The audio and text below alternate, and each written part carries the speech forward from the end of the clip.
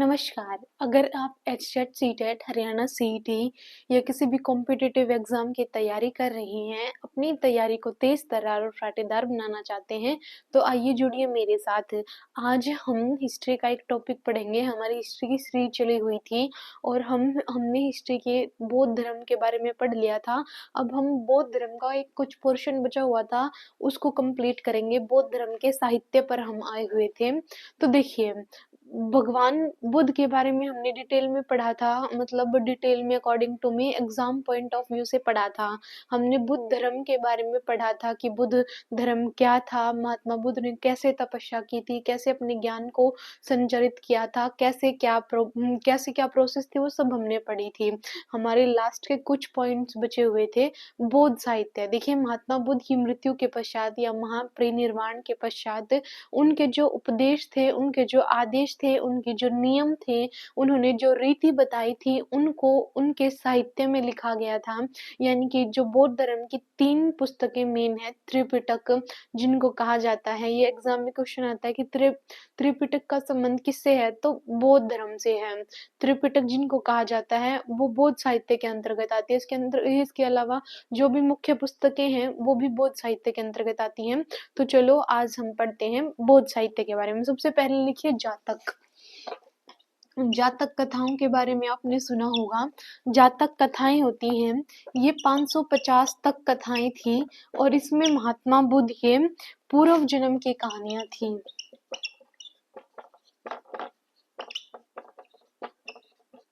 जातक कथाएं आपने सुनी होंगी।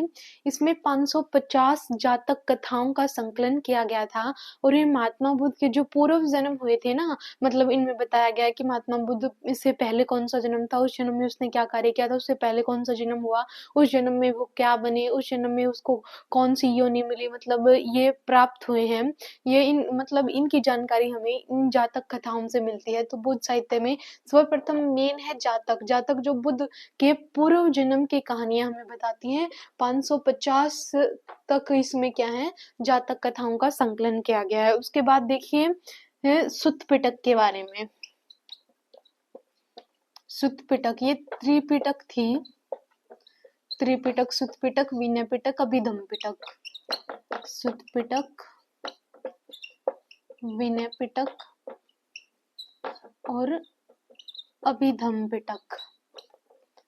त्रिपिटक का संबंध किससे है? त्रिपिटक का संबंध बौद्ध साहित्य यानी बुद्ध धर्म से है। शुद्ध पिटक में क्या है? शुद्ध पिटक में बौद्ध साहित्य में जो धर्मोपदेश हुए हैं या धर्मोख्यान हुए हैं, उनका वर्णन किया गया है। उनका क्या किया गया है? वर्णन। देखिए, जो बौद्ध धर्म के जो उपदेश थे, जो भी बौद्ध धर्म की जानकारी थी, जो भी जिससे भी हमें बौद्ध धर्म के बारे में जानकारी मिलती थी, बौद्ध धर्म के क्या उपदेश थे, क्या उसके आख्यान थे, उनका संकलन सुत्त पिटक में किया गया है। सुत्त पिटक के भी आगे चलकर 5 भाग किए गए हैं और उन 5 भागों में भी अलग अलग रूप से कुछ कुछ बताया गया। जैसे बौद्ध धर्म के उद्देश्य क्या थे, वो उनकी लिपि क्या थी, लिखते कैसे थे, मतलब इसके बारे में बताया गया है। और जो अभिधम पिटक है, ये भी बौद्ध धर्म से संबंधित है। तो इसको 5 भागों में और विभाजित किया गया है। सुत्त पिटक के 5 भाग और हैं। इसका जो सुत्त पिटक है, इसमें धर्माख्यान यानी धर्मों के आख्यान और धर्मों के उपदेश लिखे गए हैं। किसमें? सुत्त पिटक के अंतर्गत। सुत्त पिटक, सुत्त पिटक के 5 भाग हैं, वो देखिए। सुत्त पिटक एक है दीर्घ निकाय। दीर्घ निकाय, इसमें दीर्घ निकाय में क्या है, जो बुद्ध धर्म के बड़े बड़े उद्देश्य है ना, उनका वर्णन किया गया है। नंबर 2 पर है मंजिम निकाय। मंजिम निकाय, इसमें व्याकरण बताई गई है। व्याकरण बताई गई है कि कैसे वो लिखते थे। एक है संयुक्त निकाय। संयुक्त निकाय में क्या होता है? संयुक्त निकाय में 4 आर्य सत्य दिए गए हैं। 4 आर्य सत्य याद है आपको या भूल गए आप? सत्य, अहिंसा, अस्तेय और अपरिग्रह। इसमें एक पांचवा आर्य सत्य भी जोड़ा था, किसने? महावीर ने, वो भी याद रखिए। ये 4 आर्य सत्यों के बारे में किसमें बताया गया है? संयुक्त निकाय में बताया गया है। एक है अंगुत्तर निकाय, ये पुस्तकें इंपॉर्टेंट है, इनको याद रखना।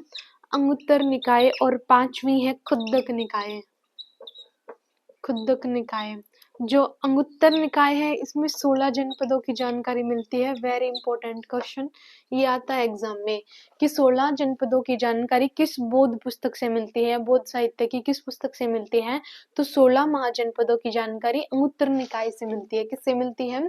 अंगुत्तर निकाय से मिलती है। और जो खुद्दक निकाय है इसमें भी महात्मा बुद्ध के पूर्व जन्म की कथाएं हैं, पूर्व जन्म की कथाएं हैं। और पूर्व जन्म की कथाएं कहाँ पर है? जातक में है। और जो अंगुत्तर निकाय के बाद जो खुद्दक निकाय है उसमें भी क्या है? महात्मा बुद्ध के पूर्व जन्म की कथाएं हैं। एक बार सुनिए। देखिए, बौद्ध साहित्य के बारे में हम पढ़ रहे हैं। महात्मा बुद्ध के उपदेशों, उनके आदेशों का, उनके नियमों का, उनकी रीति का, उनको जो भी ज्ञान प्राप्त हुआ था उसका जो संकलन किया गया था वो बौद्ध साहित्य कहा गया था। उसको मतलब पुस्तकों में जो अंकित किया गया था उसको बौद्ध साहित्य के अंतर्गत लिखा जाता है। बौद्ध धर्म की 3 मुख्य मेन पुस्तकें हैं। एक है सुत्त पिटक, एक है विनय पिटक और एक है अभिधम्म पिटक। तीनों बहुत ही ज्यादा इम्पोर्टेंट है और इन तीनों के संकलन को त्रिपिटक कहा जाता है।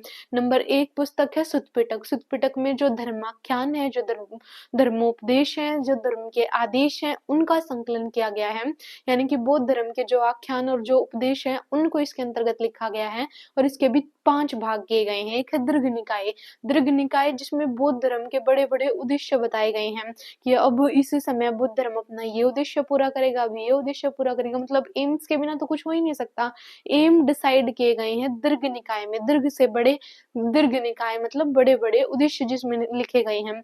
मंजूम निकाय है एक पुस्तक। मंजूम निकाय के अंतर्गत क्या किया गया है? मंजूम निकाय के अंतर्गत ये लिपि बताई गई है, व्याकरण बताई गई है, भाषा के शुद्ध रूप को बताया गया है।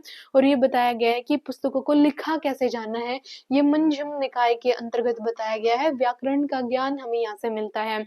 एक है संयुक्त निकाय। संयुक्त निकाय में 4 आर्य सत्य हैं। 4 सत्य हैं, चारों को संयुक्त करके ही जीवन अच्छा बनता है। तो 4 आर्य सत्य संयुक्त निकाय में दिए गए हैं। एक है अंगुत्तर निकाय, तो बहुत इंपॉर्टेंट है, एग्जाम में आता है।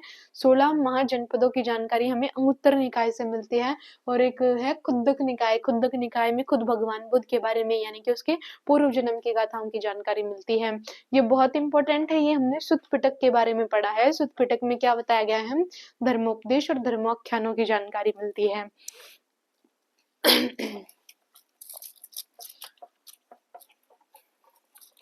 मैं बहुत डीपली पढ़ा रही हूँ, यहाँ से एक क्वेश्चन भी छूटेगा नहीं और फास्ट भी हम पढ़ रहे हैं।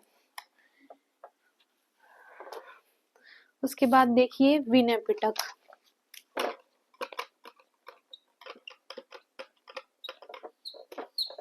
विनय पिटक में क्या बताया गया है? जो मठ निवासी हैं, मठ निवासियों के क्या बताए गए हैं?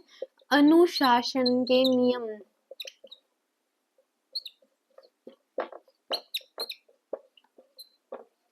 जो मठ है मठवासी हैं उनके अनुशासन के नियम बताए गए हैं कि मठों में किस अनुशासन का पालन करते हुए वहां पर जीवन यापन करना है।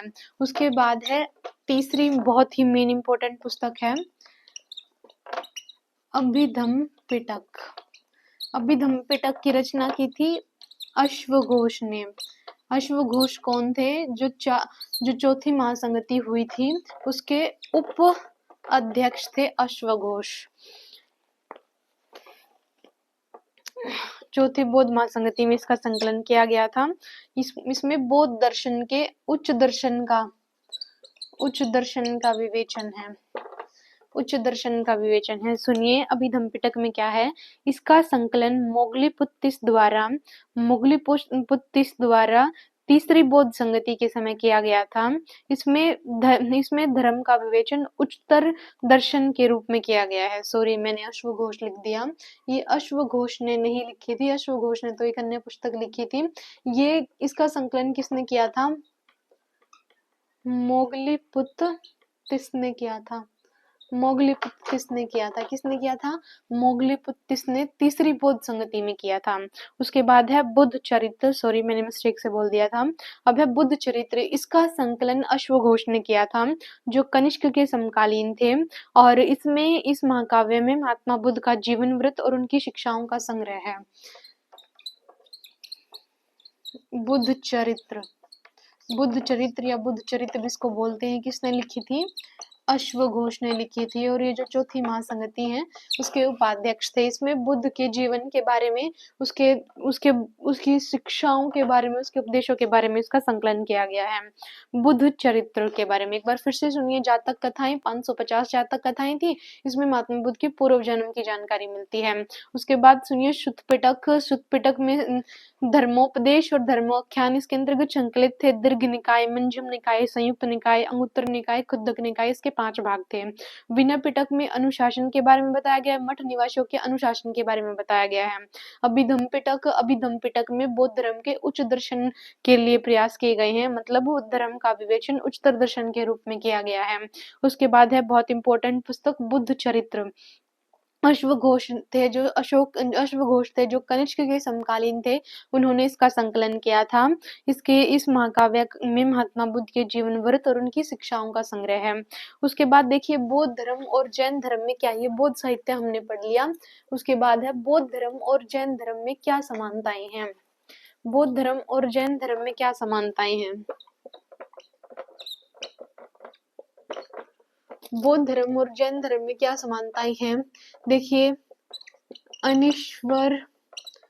अनिश्वरवादी है दोनों ही। वेदों का, बहुदेववाद का,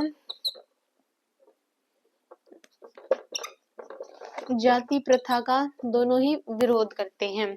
क्या करते हैं? दोनों ही विरोध करते हैं। दोनों में संघ है।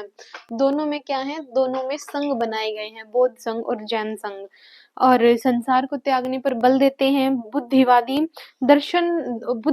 और दार्शनिक से वो भक्तिवाद में कन्वर्ट हो जाते हैं दोनों बाद में। मानव को देवों से उच्च स्थान प्राप्त है। मानव को क्या है? देवों से उच्च स्थान दिया गया है और अहिंसा पर बल दिया गया है। ये इनमें समानताएं हैं। अब कुछ असमानताएं हैं, वो भी सुन लीजिए। इनसे इतना क्वेश्चन आता नहीं, वो सुनने के लिए है ये असमानताएं। महात्मा बुद्ध मध्यम मार्ग का उपदेश देते हैं, और जो महावीर स्वामी है वो कठोर तपस्या पर बल देते हैं। आत्मा के अस्तित्व को स्वीकार नहीं करते हैं महात्मा बुद्ध कहते हैं कि आत्मा का कोई अस्तित्व नहीं है। लेकिन जो जैनी है, जैन धर्म के उपासक हैं, उनका मानना है कि आत्मा का अस्तित्व होता है और पुनर्जन्म भी होता है। ये जो बौद्ध धर्म है, ये अष्टांगिक मार्ग को अपनाने पर बल देते हैं, वो सम्यक ज्ञान, वो सारी चीजें हमने पढ़ी थी। और जो महावीर स्वामी है, ये त्रिरत्न पर बल देते हैं।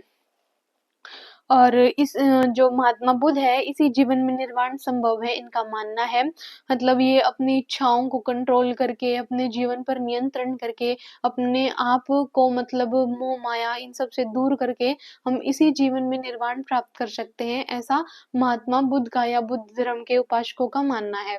जबकि जो जैन धर्म के उपासक हैं, इनका मानना है कि हमें मृत्यु के पश्चात निर्वाण की प्राप्ति होती है। इसके मेन ग्रंथ है त्रिपिटक। मुख्य ग्रंथ कौन से हैं? त्रिपिटक है। और इसके ग्रंथों को क्या कहा जाता है? इसके ग्रंथों को आगम कहा जाता है। किसके? जैन धर्म के। जैन धर्म के ग्रंथों को क्या कहा जाता है? जैन धर्म के ग्रंथों को आगम कहा जाता है। उसके बाद देखिए कुछ 2-3 इंपॉर्टेंट पॉइंट्स हैं, वो सुन लीजिए। बौद्ध संघ जो है वो गणतंत्रात्मक पर आधारित था, गणतंत्रात्मकता पर आधारित था। मतलब इसमें गणतंत्र व्यवस्था शामिल थी। संघ की सभा में नीति का पाठ होता था, जिसे अनुस्वान कहा जाता था। अनुस्वान मतलब अनुशासन से संबंधित, नीति से संबंधित था। जो 4 दिन उपवास रखते थे, जो बौद्ध धर्म के उपासक थे, वो 4 दिन उपवास रखते हैं। जो 2 हैं वो चतुर्थी हैं, और एक अमावस्या, एक पूर्णिमा। 2 चतुर्थी के दिन, एक अमावस्या और एक पूर्णिमा 4 दिन ये उपवास रखते हैं। अष्टांगिक मार्ग का अनुसरण करने के लिए बोलते हैं। बौद्ध दर्शन में शून्यवाद और विज्ञानवाद का प्रभाव शंकराचार्य पर पड़ा और शंकराचार्य को प्रच्छन्न बोध भी कहा जाता है। बहुत इंपॉर्टेंट क्वेश्चन है। प्रच्छन्न बोध किसे कहा जाता है? प्रच्छन्न बोध किसे कहा जाता है? शंकराचार्य को कहा जाता है। शंकराचार्य को प्रच्छन्न बोध कहा जाता है। वेरी इंपॉर्टेंट क्वेश्चन है। प्रच्छन्न बोध किसे कहा जाता है? प्रच्छन्न बोध शंकराचार्य को कहा जाता है। क्यों कहा जाता है? देखिए, बौद्ध धर्म के शून्यवाद और विज्ञानवाद का प्रभाव शंकराचार्य पर बहुत ही ज्यादा पड़ा, इसीलिए उसको प्रच्छन्न बोध भी कहा जाता है। शुद्ध पिटक को इनसाइक्लोपीडिया कहा जाता है। महायान बौद्ध संप्रदाय का सर्वाधिक महत्वपूर्ण ग्रंथ है। प्रज्ञा पारमिता सूत्र, प्रज्ञा पारमिता सूत्र, ये बौद्ध धर्म की जो महायान शाखा है उसका बहुत इंपॉर्टेंट ग्रंथ है। याद रखिए, प्रज्ञा पारमिता सूत्र। प्रज्ञा पारमिता सूत्र महायान संप्रदाय की बहुत ही महत्वपूर्ण पुस्तक है। नागार्जुन माध्यमिक कारिका, ये कोई नागार्जुन नहीं, मध्यम कारिका का अनुसरण करते हैं। बुद्ध धर्म की मूर्तियों का निर्माण सर्वाधिक गांधार शैली में किया गया है। कौन सी शैली में बुद्ध धर्म की मूर्तियों का निर्माण किया गया है? गांधार शैली में। गांधार शैली में बुद्ध धर्म की मूर्तियों का निर्माण किया गया है। देखिए, हमने बौद्ध धर्म पढ़ा, हमने जैन धर्म पढ़ा, इनके जो भी इम्पोर्टेंट क्वेश्चन थे, जो भी इम्पोर्टेंट पॉइंट्स थे, वो हमने डिस्कस किए हैं। मैंने आपको स्टार्टिंग से लेकर और लास्ट तक बिल्कुल समझाने की कोशिश की है, कंटेंट को सुपरफ्लुअस नहीं बनाया है, और साथ ही साथ जो इम्पोर्टेंट था सिर्फ वही डिस्कस किया है एग्जाम पॉइंट ऑफ व्यू से। आपके मतलब इतना बर्डन आप पर नहीं डाला है। अगर आप पढ़ रहे हैं, मतलब सीरियस होकर पढ़ रहे हैं, तो जो मैंने पॉइंट्स बताए हैं वो ही आपके लिए सफिशिएंट है। तो इनको रिवाइज कीजिए, बार बार याद कीजिए। आज की क्लास में इतना ही। धन्यवाद।